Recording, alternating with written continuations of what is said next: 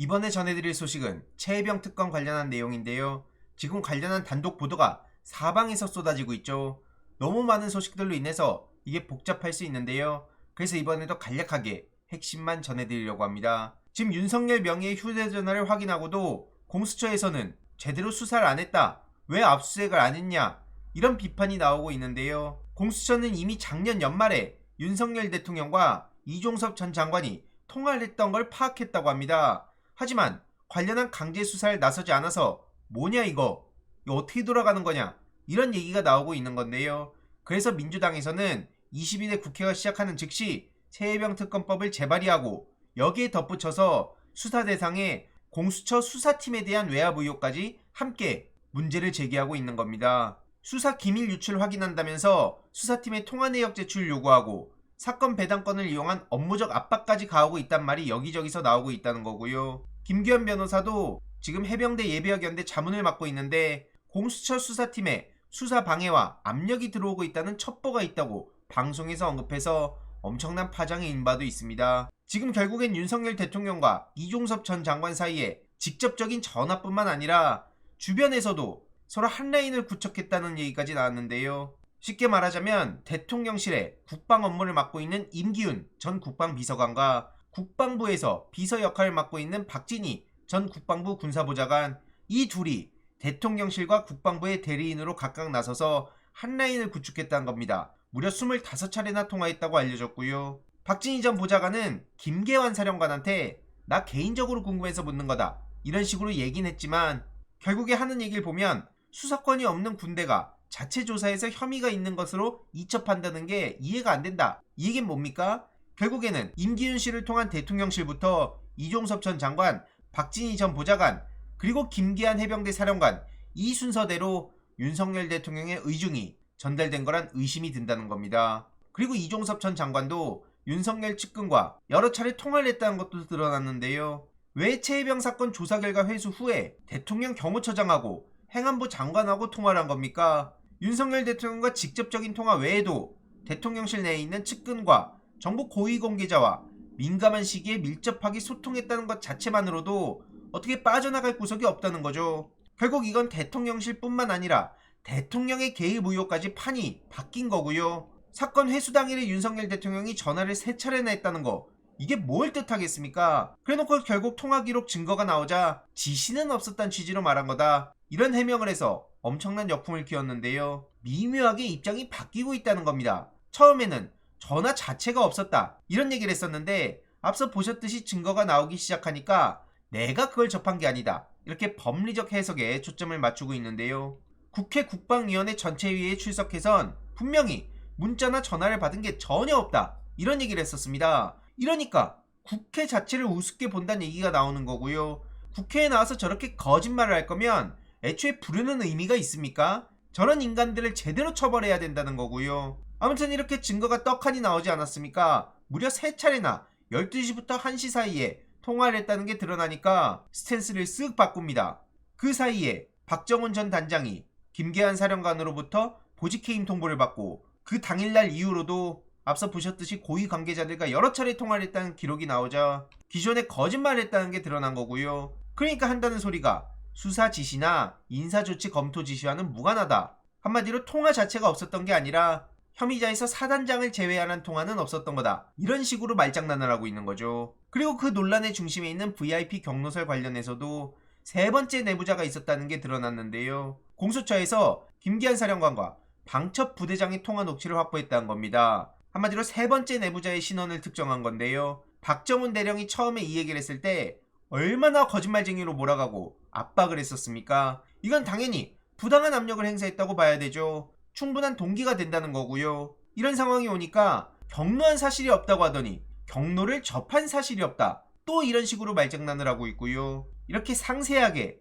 최혜병 사건 조사 결과 회수 전후로 이종섭 전 장관과 대통령 그리고 대통령실 여기서 통화를 했다는 게 증거로 떡하니 나오니까 저런 식으로 스탠스를 바꿔가면서 본인 살 길을 찾고 있다는 거죠. 이러니 박지원 당선인은 윤석열 대통령을 향해 비아폰도 모르는 정신나간 대통령이다, 이렇게 강하게 비판했고요. 한마디로 최혜병에 대해선 매정하고 안보엔 무능무지하고 비아폰도 모르는 정신나간 대통령이다, 이런 비판입니다. 그리고 진수희 전 장관도 이렇게 비판하는데요. 장관 시절에 대통령 전화 받은 적이 없다. 윤석열 대통령이 이종섭 전 장관한테 하루에 3번이나 전화한 건 이례적이다. 민주당 사람 아니고요. 이명박 정부 당시에 복지부 장관을 했던 사람입니다. 하지만 본인도 장관을 했었는데 대통령한테 직접 전화를 받은 적 없는데 이런 얘기를 하고 있는 거고요.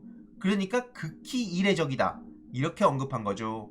이러니 해당 소식을 접한 시민들은 저런 인간들이 군대에 있었으니 나라가 제대로 돌아갈 리가 있냐? 도대체 무슨 적이 안 보고 국민 목숨은 뭐로 하는 거냐? 국민의 생명과 안전이 얼마나 중요한데 그런 걸 그냥 내팽개치고 있는 거냐? 이런 비판의 목소리가 나오고 있는 거고요. 싹 다 거짓말이라는 얘기도 빠짐없이 나오고 있는 거죠. 그리고 해병대 포7대대장의 근황을 보면 임성근 전 사단장이 얼마나 염치가 없는지도 알 수 있는데요. 지금 대대장으로서 최해병의 장례식도 못 보고 5개월 동안 부대와 분리돼 있다고 합니다. 정신과 치료를 받고 있다고 하고요. 고립된 생활을 이어가면서 너무나 힘든 시기를 보냈다고 합니다. 소집 교육을 할 때도 안 부르고 아무도 관심도 주지도 않고 한마디로 고립 그 자체고요. 이렇게 조직으로부터 버려지는구나 하는 생각이 죽고 싶었다고 하죠.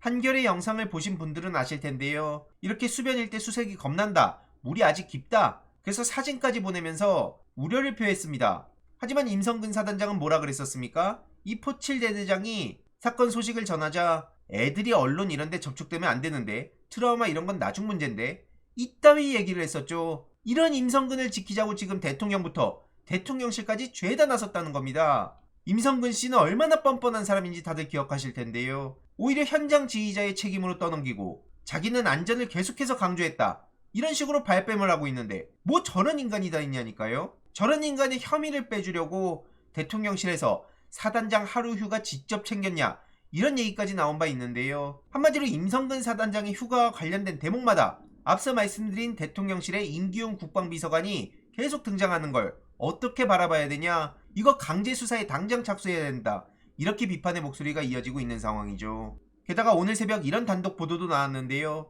사퇴를 준비하던 임성근 사단장이 대통령실과 이종섭 전 장관의 통화 후에 복귀 명령을 받았다고 합니다. 야, 이게 뭐가 이런 식으로 돌아가는 겁니까? 저렇게 책임져야 될 사람들이 오히려 뻔뻔하게 아무 문제 없는 듯이 꼬리 자르게 하고 책임 떠넘기게 하고 이런 역사를 윤석열 대통령이 계속해서 만들어가려는 겁니까? 심지어 윤석열 대통령이 이종섭 전 장관한테 직접 전화 건 직후에 군 수뇌부가 텔레그램으로 최해병 사건의 경찰 이첩 그리고 임성근의 근무 여부 이걸 확인한 내역도 나온 상황이죠. 이렇게 상세하게 내용들이 나와 있는데 이 모든 걸 그냥 부정하고 없다 그러고 아니라 그러고 그러다가 뭐 하나 드러나면 그건 이런 취지가 아니었는데요, 이런 식으로 또 말장난하고, 이게 지금까지 보여준 저들의 모습입니다. 이걸 어떻게 그냥 넘어가겠습니까? 참고로 지금 공수처에서는 임성근의 핸드폰도 확보했다고 하는데요. 김태형 기자의 단독 보도죠. 이 임성근 사단장의 핸드폰이 수사 외압에 보이지 않는 손을 규명하는 스모킹 건이 될 가능성도 높다고 보는 상황이기에 공수처의 수사 외압에 대해서도 제대로 들여다봐야 되는 상황이고요. 한마디로 지휘 라인이 지금 수사팀을 압박한다면 아무것도 못하는 거 아니겠습니까? 이런 말도 안 되는 막장스러운 소식들을 접한 민주당은 최해병 특검법 불발 이후에 특히 더 강해졌는데요. 한마디로 최해병 특검도 부결 폐기되고 여당은 원구성 협상에도 제대로 반응도 안 하고 이러니까 압박 수위를 높인다는 겁니다. 당연한 흐름이라고 보는데요. 22대 국회에서 또 질질 끌려다닐 수는 없다, 이런 각성인 거죠. 그래서 지금 당내에서도 독식을 지향하진 않지만 꼭 그렇게 해야 되는 상황이라면 어쩔 수 없지 않겠냐, 이런 분위기로 모아지고 있다는 거고요. 원구성 법정 기한인 6월 7일까지 원래는 구성을 마치겠다는 목표를 세웠었지만 지금 국힘이 또 깽판을 치고 있는 상황이라 협상에 난항을 겪고 있다고 합니다. 그저 저들은 민주당 입법 독재 이 얘기만 무한 반복 중인데요. 정신도 못 차리고 지금 저러고 있는 거죠. 그래서 이번 내용도 요약해보자면 윤석열 대통령, 대통령실, 지금 이종섭 전 장관과 전화했다는 내용 다 드러났고요. 이종섭 전 장관이 슬쩍슬쩍 말을 바꿔가고 있지만 하나하나 다 박제가 되고 있습니다. 지금 무슨 몇십 년 전도 아니고 기록이 다 돼서 네티즌들도 볼 수 있는데 뭐 저런 식으로 말장난을 하고 넘어가려 합니까? 그동안 어떤 생각을 가지고 살아왔는지도 그대로 보이는 대목이고요. 결국 대통령실뿐만 아니라 대통령까지도 책임을 피할 수 없는 흐름으로 가고 있습니다. 이게 어떻게 되는지도 소식 계속해서 요약해 전해드리도록 하겠습니다. 이번 내용도 유익했다면 구독, 좋아요, 알림 설정, 멤버십 가입 정말 큰 힘이 된다는 점 말씀드리고 싶습니다. 주위에 널리 공유 부탁드립니다.